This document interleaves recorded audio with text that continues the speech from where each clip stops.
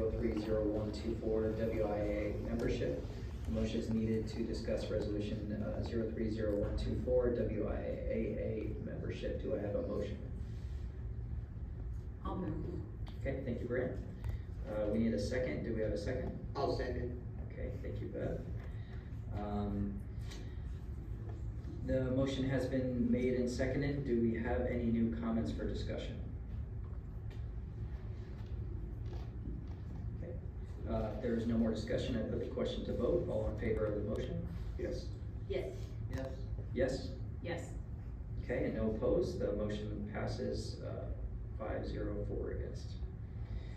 The next item is Paulsville Middle School furniture, fixtures, and equipment FF&E purchase order. A motion is needed to discuss the Paulsville Middle School furniture, fixtures, and equipment purchase order. Do I have a motion? I move to. All right, thank you, Rick, and we need a second. Do we have a second? I'll second. Thank you, Brianne. All right, so a motion has been made and seconded. Do we have any new comments for discussion? I very much look forward to that project being completed.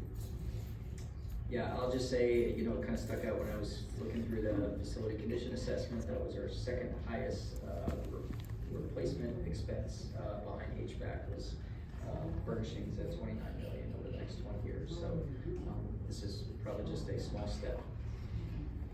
Okay, any other comments? All right, if there's no more discussion, I put the question to vote. All in favor of the motion? Yes. Yes. Yes. Yes? Yes. Okay, no opposed. The motion passes with a vote of 5-0-4 against. Okay, the next item is 2025-2026 school calendar. A motion is needed to discuss the 2025-2026 school calendar. Do I have a motion? Can I move to accept calendar number 2? Let's wait till we get to discussion. Motion to discuss. Okay, so I need a motion to, okay, so understand 1 second. Okay, thank you, Stacy. We need a second. Do we have a second? Sir? Okay, thank you, Rick. All right, the motion has been made and seconded. Do we have any new comments for discussion? I have a comment to make. So I have 3 reasons for accepting calendar 2. My first reason is the teaching staffs. That was their first choice, and I think we should respect that. Second is the staff would be given a 3-day weekend to prepare for students' curriculum and their classroom, because the week before the first part of school is spent in meetings and in services. And unless you want to work from 6 to 9 o'clock at night, you don't have any time to prepare your rooms. Also, most families expect school to start in September, especially since here in Washington, that last weeks of August is beautiful weather, perfect for camping, vacations, and kids shouldn't be spending it in the classroom, I think. Okay. I will say, I conducted an informal survey of my own. I had 69 respondents. Of those, 67 requested draft 2. So my vote as well, for the reasons in addition to yours, my informal survey would be draft 2. They took it off the agenda. That's why they had that And I will meeting. just, They don't want to also discuss it. kind of piggyback on what you both said. As I've always kind of, the committee that does the work on this, which I want to again thank all the people who participate and because and share their feedback. Just as a board director, I can say that that is usually, I feel like the people who have done the work, gotten the input, that is where I tend to vote, because I feel that regardless of how I might feel as a parent or community member, the people who participate and gather all that input from, as I said, stakeholders and staff. So I also am in favor of draft 2. And I'll just say, I think y'all know my opinion, and I appreciate the viewpoints you brought. But in years of doing this, the position of starting before Labor Day, I mean, we heard it in one of our school connections tonight. You know, they're being tested on material they haven't learned yet, and all of our testing presents that the tests are set. So when the earlier we start, the more education that happens before the test. That's what I've heard for 6 years now. The earlier we get out, the kids get out of school. A lot of times we think about the graduating seniors, and we talk about when college starts. We only consider the kids that are going to Washington State schools, who start in September.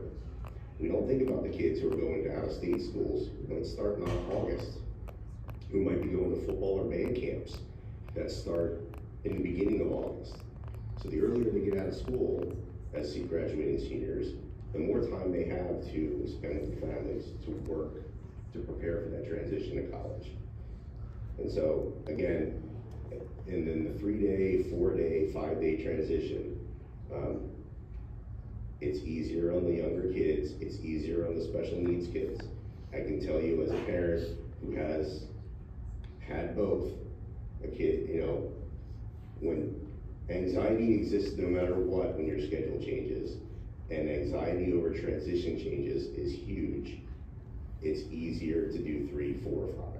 So, majority will rule, but I will always support starting before Labor Day for those reasons. And I'm gonna be perfectly blunt, because this is the last time I will ever have this conversation as a school board director. Even in what we just discussed, the reasons I've always heard for starting before Labor Day are always about the students. The reasons I've always heard about after Labor Day, and I absolutely respect our staff, but they've always been about the adults, whether it's the staff or the community. And we're here for kids, that's our job.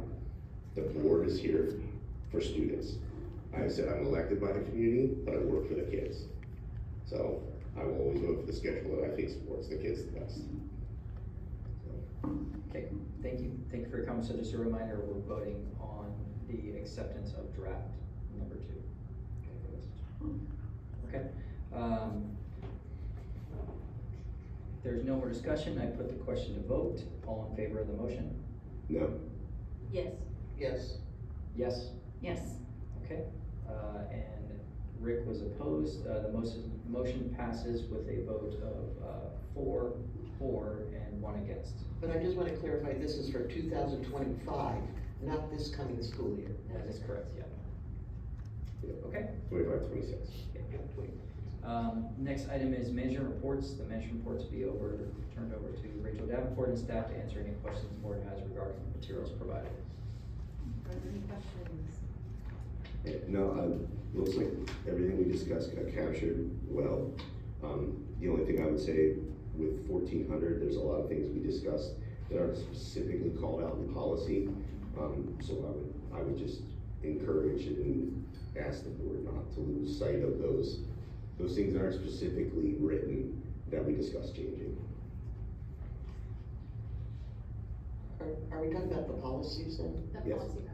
Yeah, so I'm looking at 2190, which is the district's number, but it's Bill 5072, and it talks about the hoops that we need to jump through before kids qualify for the highly capable program.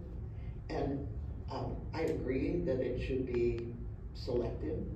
And in the past, we've had an amazing program out of Susquamish that was self-contained and was taught by teachers that were nationally certified, focusing just on those kids. And now they're back in the classrooms. And I just hope that we have a more than just academic assessment to know how those kids are doing, because they do well on those academic assessments almost anywhere. They're highly capable, that's why they're in the program. So I just hope that we have some ways to look at their success and get some feedback from their parents, because I know they were very happy with the way it was before, and I don't really know why it changed, but that's just my point. And if you're, I was gonna say, we can call up a couple members of the team, but each student that's qualifies for highly capable, they have to have a student learning plan that they work with, that they work with their teacher and the families of that student. And so that learning plan tracks how that student is doing, not just with their academics, but how they're gonna do extension within in a general ed classroom, and, each of those classrooms where, they're being instructed, we had, Atosa have a very intensive training, and she's gone out and worked with our staff around instructing our highly capable students. It is looked at more like best practice, so the triangle that, Beth LaHaye was showing, there's other graphs you'll see that look like a diamond, where our highly capable, students are at the other point of that, and so, it's very individualized, and it is part of best practice. Gwen, I don't know if, anything to add here that, Carrie? Not, is there a specific question? I can probably, on that, but that's, yeah, you nailed it, that's great. Yeah, and I can say that as someone who had a kid who was highly capable, who did not participate in Agate, it's the individual teacher, and he had an amazing teacher in the 5th grade who I believe is long since retired, but he customized his learning plan, and he made sure he was challenged, and, you know, to the point of different curriculum and different evaluations, and, you know, because we chose not to send him to Agate, because in our case, we had just moved to the district that year, and so he just moved across the country, and we had him in 4th grade at Polswell Elementary, and now we were looking at moving him now to Squamish Elementary for 5th grade, and then middle school at 6th grade, and so we chose not to do that. And, you know, having his differentiated education at 5th grade in that classroom worked out amazing. So it works either way. Any other questions? Okay, the next item is, the next item is public comments. We've already heard from all 7 individuals who signed up, so there's be no second public comment period.